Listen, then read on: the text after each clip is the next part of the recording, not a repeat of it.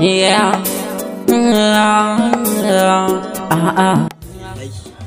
Ce yanzu mutum ma kuɗin da zai sha gari ma ya gagare shi kuma naira 20 wannan rayuwa ina ya za mu sa kan ma dai tukuna.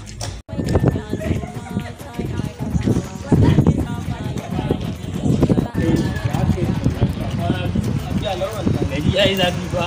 Ni zan ce ma tun da ya zafi kuma ina ta karatu bayan da za a yi ma sa ka gari ma ina ba. Ni na zan samu wanda zai dinga ban silba kullum da na ji daɗi ba. Kana ganin a wata nawa zan tara. Kai.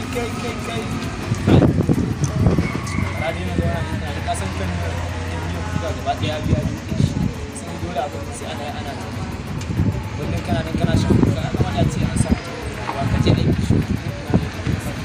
Ka san rayuwar kan ka rasa ma ina za ka sa kan Ba za mu nuna ma kan ba ne bane. Ka san yau da ya gama 15,000.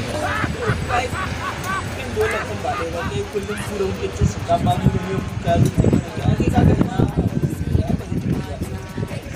Ya ga ce ba zai taɓa zuwa da yawa. kuke jin daɗi ne da alaji ya kai kuna jin daɗi na waga tun na zauna ne tunanin da ba na yanayin kancin rayuwa Yanzu kuma kana ka samu ne zai dinga baka 15,000 ɗin nan da ai ka samu kwace ke. da ai ina ganin ma ko bai ma ta kama ni tunanin ma da ko bace ta kama ni mun dai aka mun ɗin ko menene Sata za ka yi?